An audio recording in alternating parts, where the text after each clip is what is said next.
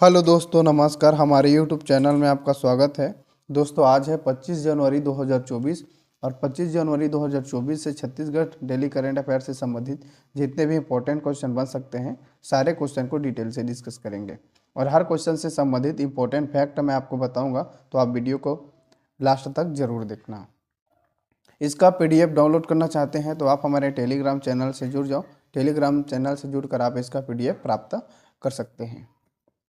अगर आपको इस वीडियो में किसी भी प्रकार का आपको स्टडी में हेल्प मिलता है, आपके तैयारी में हेल्प मिलता है, तो हमारे चैनल को बिल्कुल सब्सक्राइब कर देना और अधिक से अधिक लोगों को शेयर कर देना। अपने व्हाट्सएप ग्रुप में ज़रूर शेयर करना यार।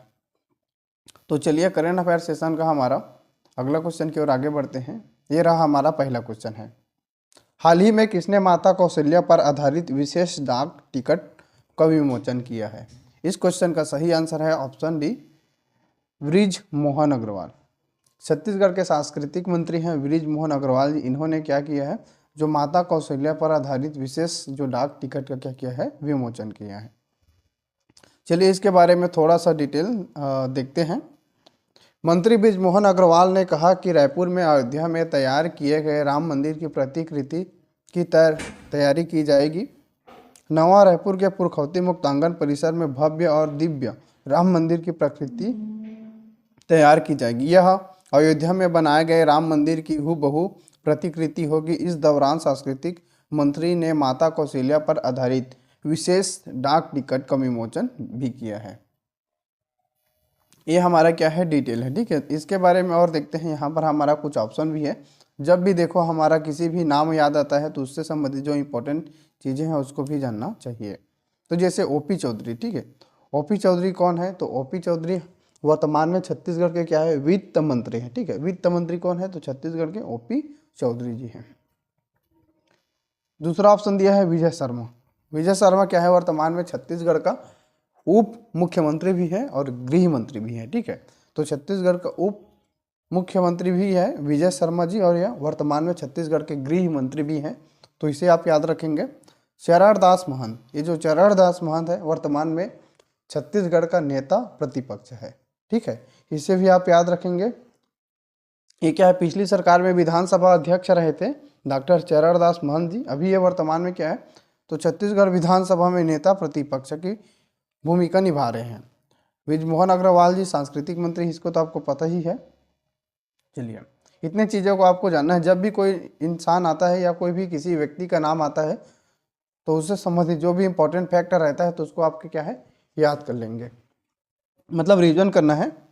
हाल ही में छत्तीसगढ़ के किस जिले में महासिर मछली के संरक्षण एवं संवर्धन के लिए इंग्लैंड से वैज्ञानिक आए हैं? तो इसका सही आंसर है ऑप्शन सी, कोरबा। जो महासिर मछली है इसके संरक्षण एवं संवर्धन के लिए इंग्लैंड से वैज्ञानिक कोरबा जिले में आए हैं और वहाँ पर क्या है, जो बांगो जलाशय है, ठीक है, बांगो जलाशय है, वहाँ पर क्या है, इस मछली का क्या है, उन लोग ढूंढ रहे हैं। ठीक है, तो इसे भी आप याद रखेंगे, इंपॉर्टेंट है। चलिए, इसके बारे में थोड़ा डिटेल देखते हैं।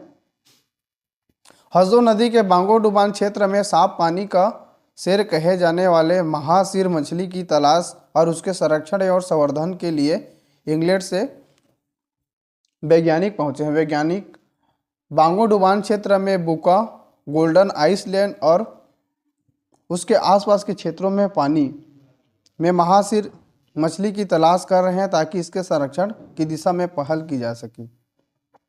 तो आप याद रखेंगे, इंपॉर्टेंट है। ठीक है, तो देखो यहाँ पर जैसे अगर हसदो नदी आया, ठीक है जी, हसदो नदी आया तो सबसे पहले आपको यही जानना है कि हसदो नदी का उद्गम कहाँ से हुआ है।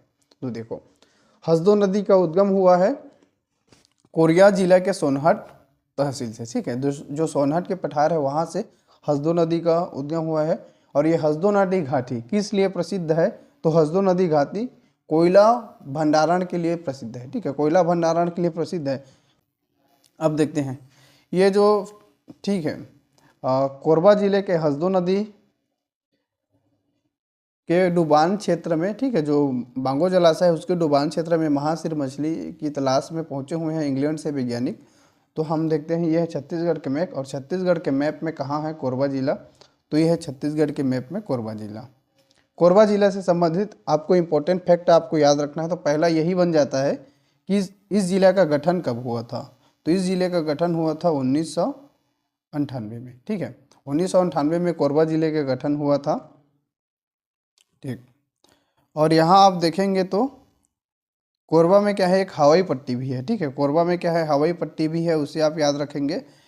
ये जो चीज़ है यहाँ पर देखेंगे तो ये है पौड़ी उफरोड़ा। ये जो पौड़ी उफरोड़ा है, ठीक है, यह छत्तीसगढ़ का सबसे बड़ा तहसील है। क्या है, छत्तीसगढ़ का सबसे बड़ा तहसील है, याद रखेंगे, इंपॉर्टेंट है। कोरबा में है केंदई जलप्रपात। ठीक है, कोरबा में क्या है, केंदई जलप्रपात है, इन्हें भी आप याद रखेंगे। केंदई जलप्रपात कहाँ है, तो कोरबा में है। ठीक है, और कोरबा किस नदी के किनारे बसा है, तो हमारा ये कोरबा हसदेव नदी के किनारे बसा है। ठीक है, हसदेव नदी के किनारे बसा है कोरबा, तो इसे भी आप याद रखेंगे, इंपॉर्टेंट है। यहाँ देखेंगे तो छुरी मतरिंगा की पहाड़ी। ठीक है, ये जो छुरी मतरिंगा की पहाड़ी है, ये भी क्या है, कोरबा जिले में इसका क्या है, विस्तार है।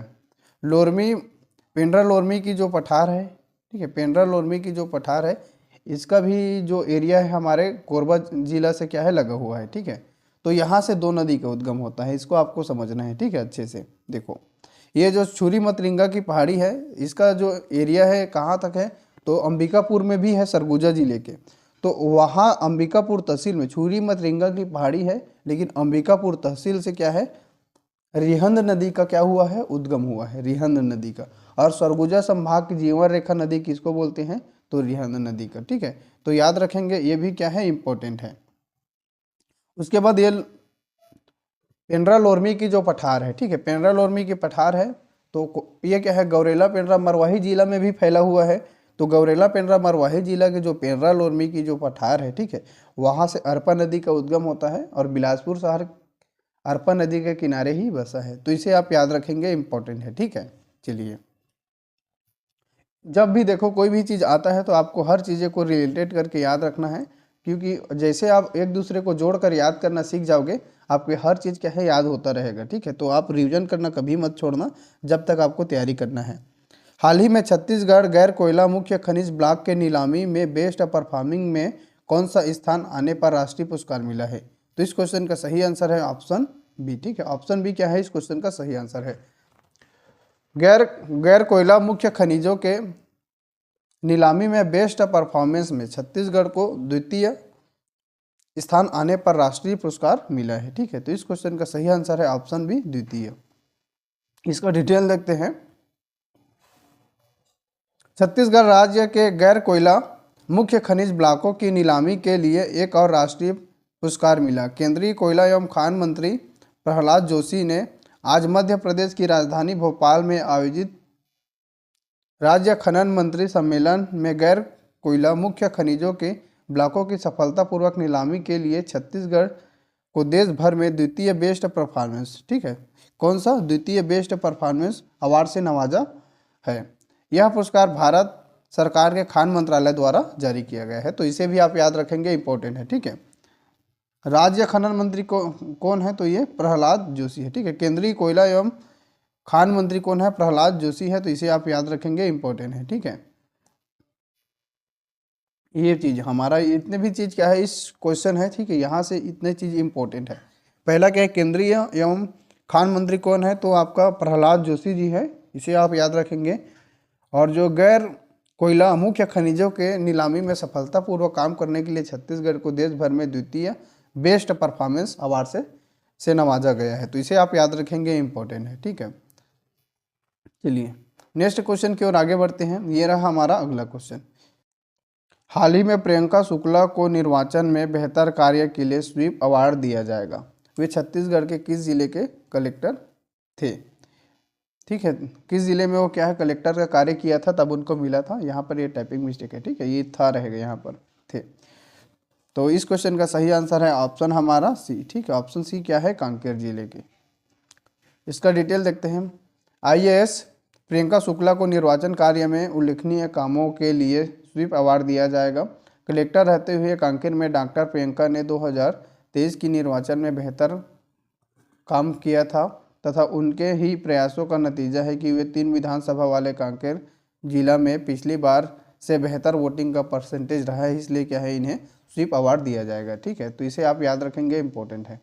देखो, यह कांकेर जिला से संबंधित है तो ये है छत्तीसगढ़ के मैप, और छत्तीसगढ़ के मैप में कांकेर जिला कहाँ है, तो ये है कांकेर जिला। जैसे आपको कांकेर जिला आया तो सबसे पहले आपके माइंड में यही आना चाहिए, ठीक है। जो कांकेर जिला है इसको और किस नाम से जाना जाता है, तो कांकेर जिला को देखो आपको उत्तर बस्तर कांकेर के नाम से जाना जाता है, ठीक है। उत्तर बस्तर कांकेर के नाम से इन्हें जाना जाता है। 2003 में इसका क्या हुआ था, नाम परिवर्तन हुआ था, ठीक है। उत्तर बस्तर कांकेर बोलते हैं। और यहाँ से देखो, यहाँ कुछ महत्वपूर्ण इंपॉर्टेंट चीज़ें हैं, उसको भी आपको अच्छे से समझना है। जैसे ये है भानु प्रतापपुर की पहाड़ी, कहाँ है, तो कांकेर में है, ठीक है। और यहाँ से तांदुला नदी का उद्गम हुआ है, ठीक है। भानु प्रतापपुर के पहाड़ी से तांदुला नदी का उद्गम होता है, याद रखेंगे, इंपॉर्टेंट है। यहाँ पर मलाज कुंडम की पहाड़ी है, कांकेर में क्या है, मलाज कुंडम की पहाड़ी है, ठीक है। और यहाँ से दूध नदी का उद्गम होता है। मलाज कुंडम की पहाड़ी कांकेर जिले से दूध नदी का उद्गम होता है, और ये महानदी की सहायक नदी है दूध नदी। और मलाज कुंडम जलप्रपात कहाँ है, तो दूध नदी पर ही है, कांकेर जिले में, ठीक है। तो उन्हें भी आप याद रखेंगे। यहाँ देखोगे तो आप ध्यान से, ये है रावा घाट, ठीक है। राव घाट की जो पहाड़ी है, यहाँ लौह भंडारण क्या है, ये क्षेत्र है। वर्तमान में जो भिलाई इस्पात संयंत्र है भिलाई में, ठीक है। भिलाई स्टील प्लांट कहाँ है, तो भिलाई में है। उसको क्या है, ये लौह आपूर्ति करती है, ठीक है। गड़िया महोत्सव कहाँ होता है, तो कांकेर में होता है, तो इसे भी आप याद रखेंगे, गड़िया महोत्सव को। यहाँ यार, यहाँ देखेंगे तो ये है पंखाजूर, ठीक है। ये जो पंखाजूर है, यहाँ पर क्या है, जो पंखाजूर में क्या हुआ था, तो जो शरणार्थियों को बसाया गया था, ठीक है। जो रोहिंग्या शरणार्थियों को यहाँ पर बसाया गया था, याद रखेंगे, इंपॉर्टेंट है, ठीक है।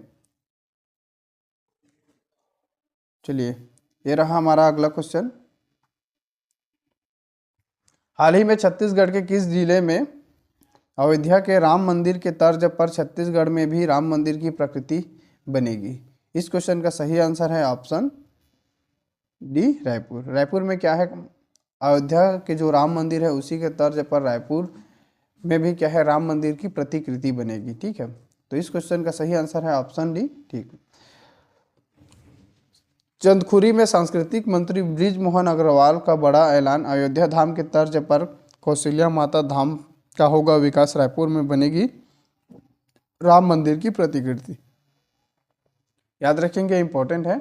इसके बारे में पहले भी डिटेल से डिस्कस कर ले। अब ये रायपुर जिला से संबंधित है, तो ये है छत्तीसगढ़ के मैप, और यहाँ रायपुर जिला। देखो, रायपुर जिला है, ठीक है। तो यहाँ से कुछ कुछ इंपॉर्टेंट आपको चीज़ों को समझना है। जैसे यहाँ पर चंदखुरी और आरंग है, ठीक है। यहाँ पर क्या है, चंदखुरी और आरंग है। तो चंदखुरी में भारत का सिर्फ एक मात्र है, माता कौशल्या के मंदिर, तो इन्हें आप याद रखेंगे, इंपॉर्टेंट है। आरंग है, आरंग को छत्तीसगढ़ में क्या बोलते हैं, मंदिरों का शहर बोलते हैं, तो इसे भी आप याद रखेंगे, इंपॉर्टेंट है, ठीक है। यहाँ यार, यह है स्वामी विवेकानंद हवाई अड्डा, ठीक है। एयरपोर्ट है, माना कैंप रायपुर के पास में है, ठीक है। तो इसे भी आप याद रखेंगे। रायपुर से एक क्वेश्चन यही बन जाता है कि रायपुर किस नदी के किनारे बसा है, तो रायपुर आपका खारून नदी के किनारे बसा है, तो इसे भी आप याद रखेंगे, इंपॉर्टेंट है, ठीक है। रायपुर शहर की स्थापना कब हुआ था, तो रायपुर शहर की स्थापना कलचुरी वंश के राजा थे रामचंद्र देव, ठीक है। रामचंद्र देव कलचुरी वंश के राजा थे, और उनका पुत्र था ब्रह्मदेव राय के नाम पर ही क्या है, इसका नामकरण किया गया था, तो इन्हें भी आप याद रखेंगे, ठीक है। तो इस तरह आपको जो भी जिला आता है, ठीक है, उससे संबंधित आपको इंपॉर्टेंट जो चीज़ें रहेंगी उसको आपको एक बार रिवीजन जरूर करना है, ठीक है। आज का यह वीडियो आपको कैसा लगा, कमेंट बॉक्स में कमेंट करके ज़रूर बताइए। Thank you.